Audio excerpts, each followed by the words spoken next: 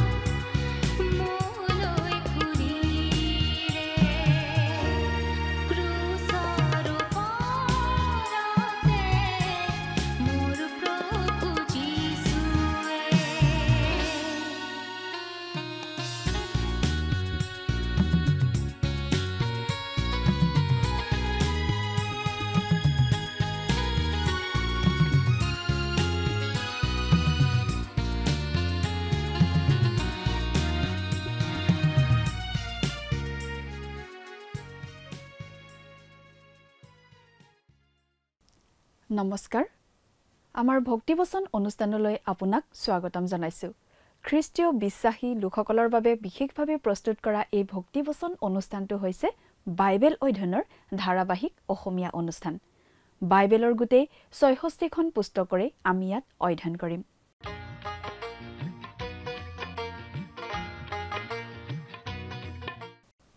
প্ৰিয় দৰ্শক আপুনি যদি আমাৰ এই অনুষ্ঠানটো নিয়মিতভাৱে শুনি আছে তেনেহলে আপুনি হয়তো নিশ্চয় জানে যে আমি আমাৰ আগৰটো অনুষ্ঠানত বাইবেলৰ পুৰণি নিয়ম খণ্ডৰ আমোচ ভাৱবাদীৰ পুস্তকৰ ৬ নম্বৰ অধ্যায়ৰ ৫ নম্বৰ পদৰ পৰা ১৪ নম্বৰ পদলৈকে পঢ়ি তাৰ ভিত্তিত আগবঢ়োৱা আলোচনা শুনিবলৈ পালো আজিৰ অনুষ্ঠানত আমি আমোচ ভাৱবাদীৰ পুস্তকৰ ৭ নম্বৰ অধ্যায়ৰ ১ নম্বৰ পদৰ পৰা ১৩ নম্বৰ পদলৈকে পঢ়ি তাৰ ভিত্তিত আগবঢ়োৱা আলোচনা শুনিবলৈ পাম ইছৰাইলীয়া লোকবিলাকৰ বিভিন্ন দুখ অপৰাধবিলাকৰ বিষয়ে আমোচ ভাৱবাদীৰ যুগেৰে ঈশ্বৰে জনাই দিছিল তেওঁলোকে নিজৰ মাংসিক অভিলাষবিলাক পূৰণ কৰাত মত্ত আছিল ভোগ বিলাসতে তেওঁলোক মত্ত আছিল ঈশ্বৰক একেবাৰে পিঠি দিছিল পৰিয়ালত থাকিব লগা মূল্যবোধবোৰ নোহোৱা হৈছিল দায়ুদ ৰজাই সংগীত ঈশ্বৰৰ উপাসনাৰ বাবে ব্যৱহাৰ কৰিছিল বিভিন্ন বাদ্যযন্ত্ৰ আদি ব্যৱহাৰ কৰি ঈশ্বৰৰ উদ্দেশ্যে প্ৰশংসাৰ গীত গাইছিল।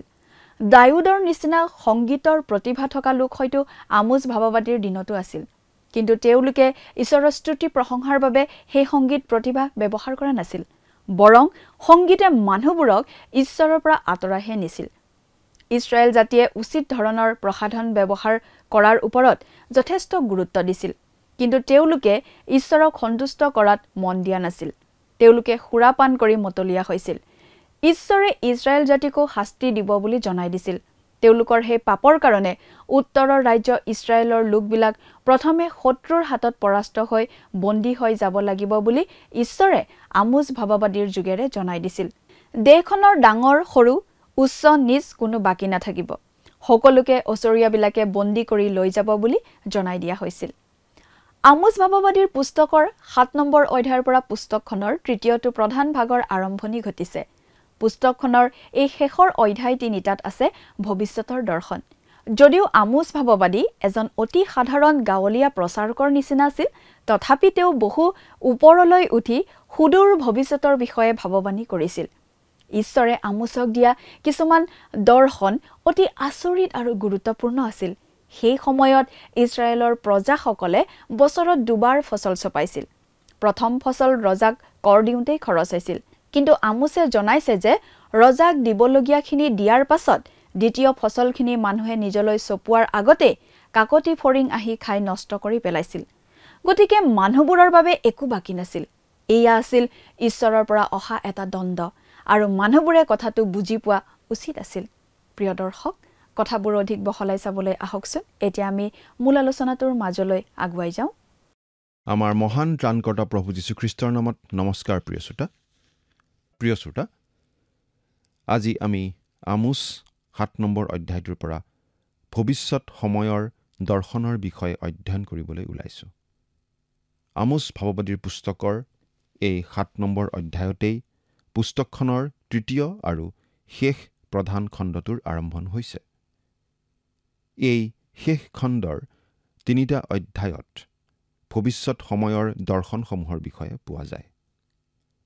আমোছ বোলা এই ব্যক্তিগৰাকী যদিও গাঁৱৰ চহোৱা মানুহ আছিল, তথাপি ঈশ্বৰে কৰাত তেওঁ বহু ওপৰলৈকে উঠাব পাৰিছিল।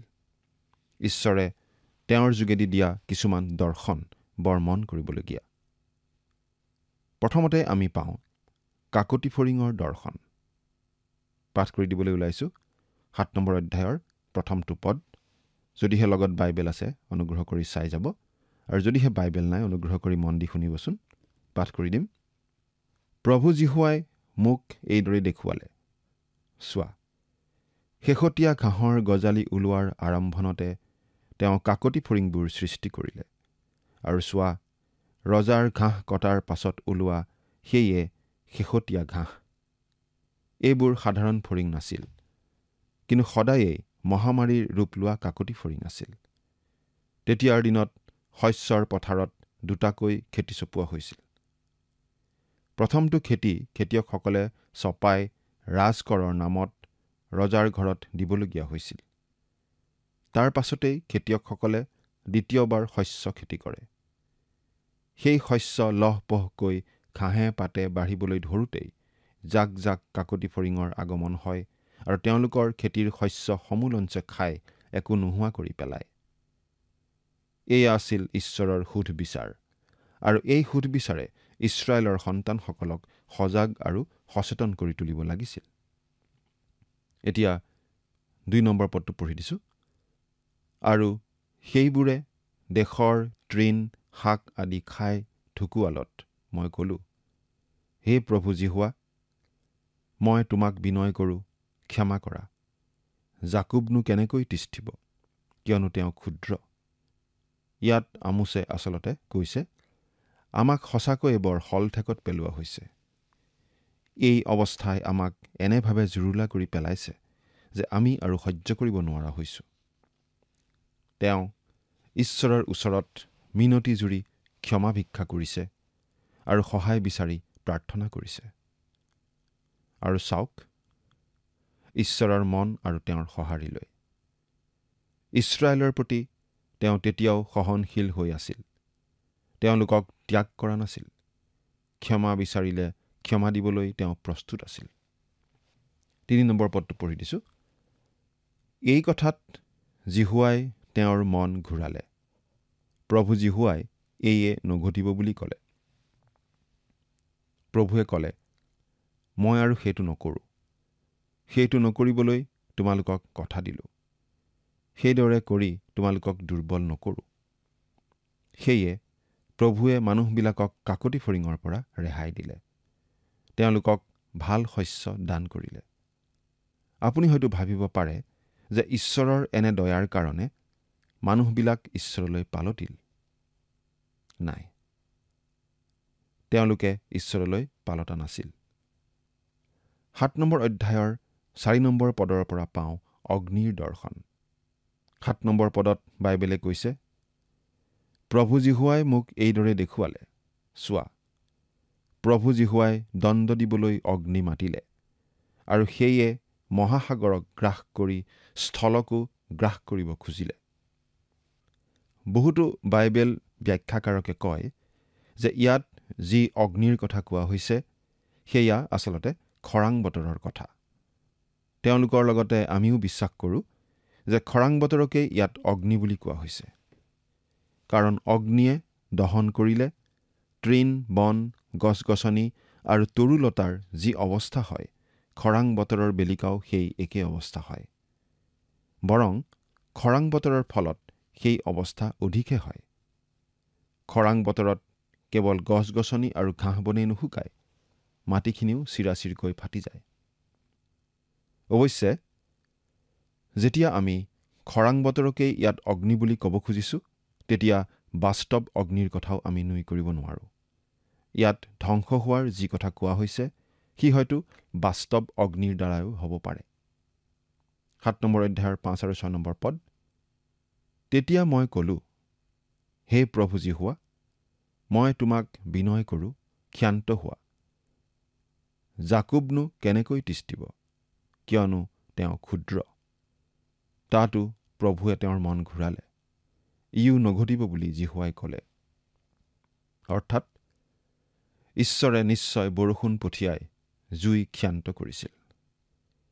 তেওঁলোকৰ হৈ আমোছে কৰা প্ৰাৰ্থনালৈ ঈশ্বৰে ইতিবাচক সঁহাৰি জনাইছিল। মানুহবিলাকৰ অনুৰোধত আমোছে প্ৰাৰ্থনা কৰিছিল আৰু আমোছৰ প্ৰাৰ্থনাৰ কাৰণেহে ঈশ্বৰে মন ঘূৰাইছিল। এনে মৰমীয়াল আৰু অনুগ্ৰহশীল প্ৰভুক প্ৰত্যাখ্যান কৰি অনন্তকাললৈকে হেৰাই থাকিবলগীয়া হোৱাটোৱেইতো আটাইতকৈ ভয়ানক কথা, নহয়নে প্ৰিয় শ্ৰোতা?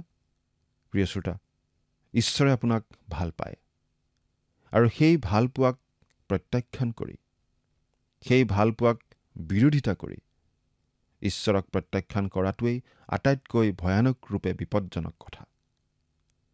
এই বিপদ ইমানেই মাৰাত্মক যে ইয়াৰ পৰা উদ্ধাৰ পোৱাৰ কোনো উপায়েই নাথাকিব আৰু সেয়েহে সেই বিপদ হ'ব অনন্তকলীয়া। এতিয়া আমি 7 নম্বৰ পদৰ পৰা পাওঁ উলুম জৰীৰ দৰ্শন। 7 নম্বৰ অধ্যায়ৰ 7 আৰু 8 নম্বৰ পদ পাঠ কৰি দিম, শুনিবচোন।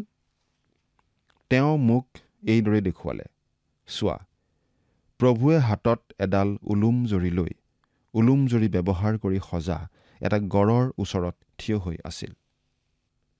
আৰু জিহুৱাই মোক ক'লে, হে আমোছ, তুমি কি দেখিছা?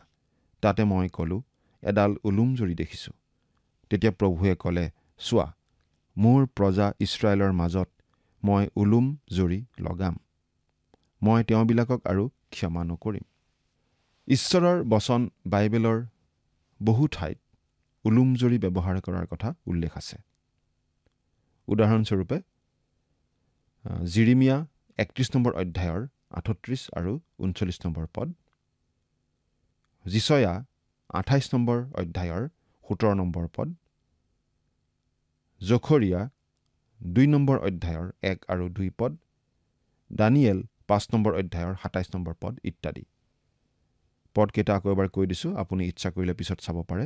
জিৰিমিয়া 31, 38 আৰু 39 পদ, যিছয়া 28, 17 পদ, জখৰীয়া 2, 1 আৰু 2 পদ, দানিয়েল 5, 27। ঈশ্বৰে দৈৰ্ঘ্য আৰু উচ্চতা জোখে। তেতিয়া আপুনি জানিব লাগে যে ঈশ্বৰে বিচৰাৰ দৰে মানুহে জীৱন ধাৰণ কৰিব পৰা নাই। আন কথাত ঈশ্বৰৰ মানদণ্ডৰ জোখেৰে মানুহে তেওঁৰ লোকৰ দৰে জীৱন যাপন কৰিব পৰা নাই, আৰু তাৰ ফলত তেওঁলোকৰ নিমিত্তে সুদ বিচাৰ ধৰা বন্ধা আছিল। তাৰ ফলস্বৰূপে তেওঁলোকে শাস্তি পাবলগীয়া আছিল।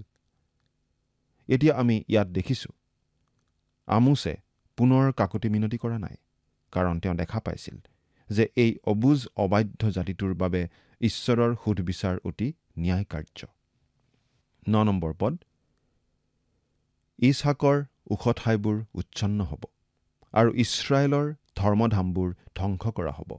মই তৰোৱাল লৈ জাৰবিয়ামৰ বংশৰ বিৰুদ্ধে উঠিম। আন কথাত ঈশ্বৰে কৈছে যে জাৰবিয়ামৰ কোনো শান্তি নাথাকিব। ঈশ্বৰৰ নীতিটো হৈছে দুষ্ট লোকবিলাকৰ কোনো শান্তি নাই। যিচয়া 48 নম্বৰ অধ্যায়ৰ 22 নম্বৰ পদ। তাৰ পাছত 10 নম্বৰ পদৰ পৰা আমি পাওঁ সম্পূৰ্ণ সুকীয়া বিষয় এটাৰ কথা, অৰ্থাৎ ভাৱবাদীগৰাকীৰ ব্যক্তিগত অভিজ্ঞতাৰ কথা। পাঠ কৰি দিছোঁ 10 আৰু 11 নম্বৰ পদ। সেই কালত বৈত-এলৰ পুৰোহিত অমছিয়াই ইছৰাইলৰ ৰজা জাৰবিয়ামলৈ কৈ পঠালে, বোলে ইছৰাইল বংশৰ মাজত তোমাৰ অহিতে আমোছে চক্ৰান্ত কৰিছে। দেশখনে তেওঁৰ বাক্য সমূলি সহিব নোৱাৰে, কিয়নো আমোছে এই কথা কৈছে, জাৰবিয়াম তৰোৱালৰ দ্বাৰাই মৰা পৰিব আৰু ইছৰাইলক নিশ্চয় নিজ দেশৰ পৰা দেশান্তৰ কৰা হ'ব। প্ৰিয় শ্ৰোতা, আপুনি পুনৰ ঘূৰি গৈ আমোছ 7 নম্বৰ অধ্যায়ৰ 9 নম্বৰ পদটো যদি পঢ়ে, তেন্তে দেখিবলৈ পাব যে অমছিয়া পুৰোহিতে আমোছ 7 নম্বৰ অধ্যায়ৰ 11 নম্বৰ পদত একেবাৰে মিছা কথা কৈছে। আমাৰ গীৰ্জাঘৰবিলাকতো, আমাৰ খ্ৰীষ্টীয় সমাজতো এয়া বৰ সাধাৰণভাৱে ঘটি থকা কথা। এজন শিক্ষকে এনেদৰে কৈছিল, মই সকলো সময়তে বাইবেলৰ শিক্ষাবিলাক যিমান স্পষ্টৰূপে পাৰি সিমান স্পষ্টৰূপে পৰিৱেশন কৰিবলৈ চেষ্টা কৰোঁ। তথাপিতো কেতিয়াবা কোনো শ্ৰোতাই মই কেতিয়াও নোকোৱা কথাকেই কোৱা বুলি অপপ্ৰচাৰ কৰে। বৰ আচহুৱা কথা। এই কথা সত্য, প্ৰিয় শ্ৰোতা। সেইটো কেতিয়া হ'বলৈ পায় জানেনে? হয়, যদি শুনোতাই মনোযোগেৰে শুনি শিক্ষাখিনি বুজি লোৱা নাই। এবাৰ এখন সভাত এজন মানুহৰ বিষয়ে উল্লেখ কৰি কোৱা হৈছিল যে তেখেত এগৰাকী দীঘল হাতৰ মানুহ। সেইদৰে কোৱা হৈছিল কাৰণ সেই মানুহজন বৰ অৱস্থাপন্ন মানুহ আছিল, প্ৰতিপত্তিশীল, ক্ষমতাবান মানুহ আছিল। তাকে শুনি এজন মানুহে গৈ সেই মানুহজনক এনেদৰে কৈছিল, হেৰি ককাই, আপুনি একেবাৰে শেষ দেই। ইমানবিলাক ৰাইজৰ আগতে সেই যে শিক্ষকজন, পকামূৰীয়া বুঢ়াজন, সেই হাঁহি থকা কোজা বুঢ়াটোৱে আপোনাক হাত দীঘল মানুহ বুলি কৈ দিছে। কি মানুহ বাৰু তেওঁ? তাকে শুনি সেই মানুহজনে সেই শিক্ষকৰ ওচৰলৈ আহি ইটিকিং সুৰত এই বুলি ধৰিছিলহি, মিছনেৰী ককাইদেউ, আপুনি আৰু মিছনেৰী হৈ যীচু ভাল বুলিহে প্ৰচাৰ কৰিব লাগে, কিন্তু হেনো অমুকা বেয়া বুলিহে প্ৰচাৰ কৰিছে। তাৰ উত্তৰত শিক্ষকে সুধিলে, তোমাকনো বেয়া বুলি ক'ত কেতিয়া কোৱা হ'ল? তেতিয়া মানুহজনে ক'লে, কিয়, কালিৰ সন্ধিয়াৰ গীৰ্জাঘৰত আপুনি হেনো মোক হাত দীঘল মানুহ বুলি কৈছে। মইনো আপোনাৰ কেতিয়া কি অপকাৰ কৰিলোঁ যে আপুনি ৰাইজৰ আগত মোক হাত দীঘল মানুহ বুলি অপপ্ৰচাৰ কৰিছে? সেই কথা শুনাৰ পাছত সেই শিক্ষকজনে মনে মনে নহয় একেবাৰে জোৰকৈ হাঁহিলে। এৰা, প্ৰিয় শ্ৰোতা, বহুত সময়ত মানুহে কথাবোৰ বুজি নোপোৱা কাৰণে বা ভুলকৈ বুজা কাৰণে তেনেদৰে অপপ্ৰচাৰো কৰে। ইছৰাইলৰ পুৰোহিতেও আমোছ ভাৱবাদীৰ বিৰুদ্ধে তেনেকৈয়ে ভুল কথা ৰজাক জনাইছিল। কিন্তু কিছুমানে অৱশ্যে ইচ্ছাকৃতভাৱেই মিছা কথা লগায়। এই কথাও সঁচা। আমি আগতেই পাই আহিছোঁ যে বৈত-এলত সোণৰ দামুৰী মূৰ্তিটো ৰখা হৈছিল আৰু অমছিয়া তাৰেই পুৰোহিত আছিল। তেলীয়া তালিয়া কথা ক'ব জনাৰ তেওঁ গুৰু আছিল। মিঠা মিঠা আৰু মিছা মিছা কথাৰে তেওঁ মানুহৰ মন পিছলাব পাৰিছিল। কি কথা কেনেদৰে ক'লে ৰজাই ভাল পাইছিল সেইটো তেওঁ ভালদৰে জানিছিল আৰু সেইকাৰণে তেওঁ বৰ সুন্দৰ শুৱলা ভাষাত ৰজাক কথাবোৰ কৈছিল। কিন্তু সেই আটাইবোৰ কথা ভিতৰি ফোপোলা অন্তঃসাৰ শূন্য কথা আছিল। সেই অমছিয়া পুৰোহিত আগবাঢ়ি আহি আমোছে নোকোৱা কথা ৰজা জাৰবিয়ামৰ আগত ইচ্ছাকৃতভাৱেই লগাই মিছা কথা কৈছিল। আমোছে কোৱা কথা আৰু অমছিয়াই মিছাকৈ লগোৱা কথাৰ মাজৰ পাৰ্থক্যখিনি জানিবলৈ 7 নম্বৰ অধ্যায়ৰ 9 নম্বৰ পদ আৰু 11 নম্বৰ পদ দুটা সাৱধানে পঢ়ি চাওক। আমোছে কোৱা নাছিল যে জাৰবিয়াম তৰোৱালৰ দ্বাৰাই মৰা পৰিব, কিন্তু তেওঁ কৈছিল যে ঈশ্বৰে তৰোৱাল লৈ জাৰবিয়ামৰ বংশৰ বিৰুদ্ধে উঠিব, যিহৰ অৰ্থ হৈছে ইছৰাইলৰ সৈতে শত্ৰুৱে যুদ্ধ কৰিব। আৰু সেইটো আখৰে আখৰে ঘটিছিল যেতিয়া অচুৰীয়াসকলে ইছৰাইলৰ উত্তৰ ৰাজ্য আক্ৰমণ কৰি অনেক ইছৰাইলীয়া লোকক তৰোৱালেৰে বধ কৰি গোটেই জাতিটোকে বন্দী কৰি অচুৰ দেশলৈ লৈ গৈছিল। এতিয়া 12 আৰু 13 নম্বৰ পদ পঢ়িম। আৰু অমছিয়াই আমোছকো ক'লে, হে দৰ্শক, তুমি ইয়াৰ পৰা জিহুদা দেশলৈ পলাই গৈ তাতেই জীৱিকা উলিওৱা আৰু তাতেই ভাৱবাণী প্ৰচাৰ কৰা, কিন্তু বৈত এলত হলে আৰু ভাৱবাণী প্ৰচাৰ নকৰিবা, কিয়নো এয়ে ৰজাৰ ধৰ্মধাম আৰু এয়ে ৰাজপুৰী। অমছিয়াই আমোছৰ গুৰিলৈকো আহিছিল আৰু ইটিকিং সূচক কথাৰে আমোছক কৈছিল যে আমোছ আচলতে এজন নিৰ্বোধ মানুহ। কিন্তু আমি সুধিব খোজো, বৰ বুদ্ধিয়ক আৰু জ্ঞানী অমছিয়াই কেইখন কিতাপ লিখি থৈ গৈছে? ক'ত আছে সেইবোৰ পুস্তক? অমছিয়াই নিৰ্বোধ বুলি ভবা গাঁৱৰ সহজ সৰল চহোৱা হোজা মানুহ আৰু ঈশ্বৰৰ হাতত ব্যৱহাৰিত হোৱা তেওঁৰ মৰমৰ দাস তেলীয়া তালীয়া কথা নোকোৱা সৎসাহসী সেই আমোছে লিখি থৈ যোৱা আমোছ পুস্তকখন কিন্তু 2500 বছৰ ধৰি পৃথিৱীৰ সকলো দেশৰ সকলো জাতিৰ অনেকৰ হাতে হাতে আছে। কথাটো মন কৰিছেনে? পেট পচা অমছিয়াই থাৰে চিঞাৰে আমোছক কৈছিল যে আমোছ ৰজাৰ ধৰ্মধাম আৰু ৰাজপুৰীত কথা ক'ব পৰা উপযুক্ত মানুহ নাছিল। আন প্ৰকাৰে ক'বলৈ গ'লে অমছিয়াই আচলতে কৈছিল, আমাক ইয়াত মোলায়ম আৰু সুন্দৰ আকৰ্ষণীয় ভাষাত কথা ক'ব পৰা মানুহৰহে প্ৰয়োজন। আমাৰ কথাৰ দ্বাৰাই কোনো মানুহে মনত আঘাত পোৱাটো আমি কামনা নকৰোঁ। হে দৰ্শক, তুমি ইয়াৰ পৰা পলাই যোৱা, অৰ্থাৎ তুমি এই ৰাজপুৰী বৈত এলৰ পৰা তোমাৰ ভিতৰুৱা গাঁও টকুৱালৈ যোৱা। তোমাক ইয়াত আমি আৰু এক মুহূৰ্তৰ নিমিত্তেও দেখা পাবলৈ ইচ্ছা নকৰোঁ। তুমি ৰজাৰ আৰাধনা গৃহত ইমান দিনে কথা কৈ নিজৰ অনুপযুক্ততাকেই প্ৰমাণ কৰি দেখুৱাইছা। ৰজাৰ বেদীমঞ্চৰ পৰা কথা ক'ব পৰা গুণ তোমাৰ শূন্য, আৰু এনে বাক্য ঘোষক ৰজাৰ বেদীমঞ্চত অকণো শোভা নাপায়। কিন্তু আমোছৰ ক্ষেত্ৰত আপুনি কি ক'ব প্ৰিয় শ্ৰোতা? আজি যদি কোনোবা এগৰাকী ঈশ্বৰৰ দাস আমোছৰ নিচিনা খোলাখুলি মনৰ ঈশ্বৰৰ বচন সৎ সাহসেৰে কোৱা কাকো তেল নমৰা মানুহ আপোনালোকৰ মাজত ওলায়, আপুনি বাৰু তেওঁক আপোনাৰ মণ্ডলী, আপোনাৰ সভা, আপোনাৰ পৰিষদ আৰু আপোনাৰ সমাজত গ্ৰহণ কৰি ল'বনে? তেনেকুৱা মানুহক বাৰু আমি সহজে গ্ৰহণ কৰোঁনে? চিন্তা কৰি চাওকচোন প্ৰিয় শ্ৰোতা। এই কথাটো নিশ্চয় সঁচা যে আমোছ ভাৱবাদী গাঁৱৰ সহজ সৰল চহোৱা মানুহ আছিল। কোনো বিদ্যালয়, মহাবিদ্যালয়, বিশ্ববিদ্যালয় বা ধৰ্মীয় বিদ্যালয়ৰ শিক্ষা বা প্ৰশিক্ষণ তেওঁৰ নাছিল। কিন্তু সেইবুলি কোনো হীনমন্যতাত তেওঁ ভোগা নাছিল। নাইবা অমছিয়াৰ নিচিনা পেট পচা মানুহৰ নিন্দা বা সমালোচনালৈ কেৰেপ কৰি জুপুকা মাৰি থকা লোক আমোছ নাছিল।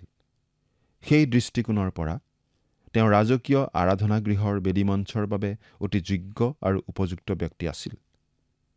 ঈশ্বৰ উপাসনাৰ বেদীমঞ্চৰ পৰা পুৰোহিত, দৰ্শক বা ভাৱবাদীসকলে ঈশ্বৰৰ বচন আপোচবিহীনভাৱে ঘোষণা কৰিব লাগে।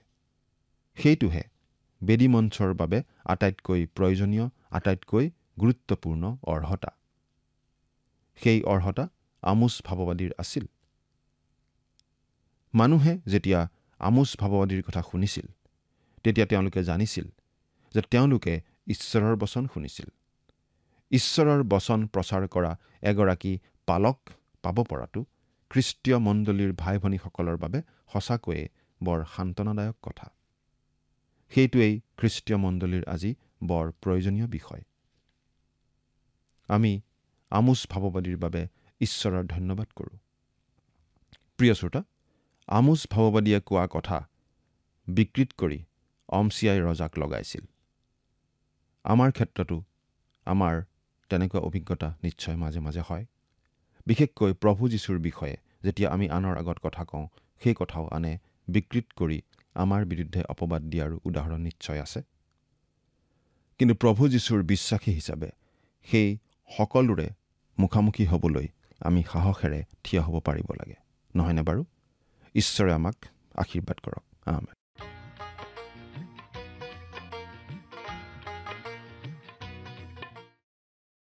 আমোছে ইছৰাইল ৰাজ্যখন শত্ৰুৰ হাতত বন্দী হ'ব বুলি কৰি থকা ভাৱবাণী বইডেলৰ পুৰোহিত অমছিয়াই ভাল পোৱা নাছিল। অমছিয়াই আমোচক ঠাট্টা কৰি কৈছিল যে তুমি ইয়াত ভাৱবাণী ঘোষণা কৰিব নালাগে, তুমি ইয়াত কাকো আঘাত নকৰাকৈহে কথা কোৱা উচিত। গতিকে তুমি দক্ষিণৰ ৰাজ্য জিহুদালৈ যোৱা, তাতে তোমাৰ জীৱিকাৰ উপায় বিচাৰি লোৱা। তুমি ইয়াৰ পৰা জিহুদালৈ পলাই যোৱা। অৰ্থাৎ অমছিয়াই এনেদৰে আমোচ ভাৱবাদীক খেদি দিয়াৰ নিচিনা হৈছিল। ইছৰাইল ৰাজ্যত তেওঁ খাপ নাখায় বুলি কোৱাৰ নিচিনা হৈছিল। কিন্তু আমোছে ঈশ্বৰৰ বাক্যই কৈ আছিল, আৰু সেইটোহে গুৰুত্বপূৰ্ণ কথা। মানুহে কি শুনি ভাল পায় সেইটো মূল কথা নহয়, ঈশ্বৰৰ কথা কোৱাটোহে সকলোতকৈ গুৰুত্বপূৰ্ণ কথা। প্ৰিয় দৰ্শক, আজিলৈ আমাৰ অনুষ্ঠানটো ইমানতে সামৰণি মাৰিব খুজিছোঁ। পৰৱৰ্তী অনুষ্ঠানত আপোনালোকক পুনৰ লগ পোৱাৰ আশা ৰাখিছোঁ। সামৰণি মৰাৰ আগতে আহকচোন খন্তেক প্ৰাৰ্থনাত মূৰ দুৱাওঁ। স্বৰ্গত থকা অতি মৰমীয়াল দয়ালু পিতৃ ঈশ্বৰ, প্ৰভু তোমাক ধন্যবাদ দিছোঁ। তুমি যি তোমাৰ পবিত্ৰ বাক্য অধ্যয়নৰ সুন্দৰ সময় দান কৰাৰ বাবে। বিশেষকৈ পিতৃ সময়তে প্ৰাৰ্থনা কৰিছোঁ প্ৰতিজন দৰ্শকসকলৰ বাবে। তেওঁলোকক প্ৰভু তুমি আশীৰ্বাদ কৰা, তোমাৰ বাক্য বুজি পোৱাত প্ৰভু তুমি সহায় কৰা, যাতে প্ৰভু তেওঁলোকে তোমাৰ বাক্য তেওঁলোকৰ জীৱনত প্ৰভু যাতে মানি চলিব পাৰিব, আৰু এজন সৎ ব্যক্তিৰূপে যাতে তেওঁলোকে চলি প্ৰভু যাতে তোমাৰ গৌৰৱ যাতে কৰিবলৈ পাৰিব, আৰু তেওঁলোকৰ জীৱনৰ যোগেদি যাতে হ'ব তেনে আশীৰ্বাদ দান কৰিবা, আৰু তেওঁলোকৰ সকলো প্ৰয়োজনবিলাক প্ৰভু তুমি পূৰণ কৰিবা। এই সকলো যাচনা মহান ত্ৰাণকৰ্তা প্ৰভু যীশুখ্ৰীষ্টৰ নামত অৰ্পণ কৰিছোঁ। আমেন। প্ৰিয় দৰ্শক, যোৱা অনুষ্ঠানৰ প্ৰশ্নটোৰ শুদ্ধ উত্তৰটো হৈছে অপশ্যন এ 3টা। আজিৰ অনুষ্ঠানৰ ওপৰত আধাৰিত প্ৰশ্নটো হৈছে কোনজন পুৰোহিতে আমোচক পুনৰ নিজৰ ৰাজ্যলৈ উভতি যাবলৈ কৈছিল? Option A Zechariah, option B Amaziah, option C Samuel, option D Melchizedek. প্ৰিয় দৰ্শক, আজিৰ প্ৰশ্নৰ সঠিক উত্তৰটো অহাকালি সন্ধিয়া 6 বজাৰ আগেয়ে আপোনাৰ নাম আৰু সম্পূৰ্ণ ঠিকনাৰে সৈতে আমালৈ 7429840242 নম্বৰত SMS নাইবা হোৱাটছআপ যোগে প্ৰেৰণ কৰক। প্ৰিয় দৰ্শক, যদি আপোনাৰ এই অনুষ্ঠানটি শুনি ভাল লাগিছে তেনেহ'লে এই নম্বৰত এটি মিছ কল দিয়ক। ইয়াৰ যোগেদি আপুনি পৰৱৰ্তী অনুষ্ঠানত বিজয়ী হ'ব পাৰে।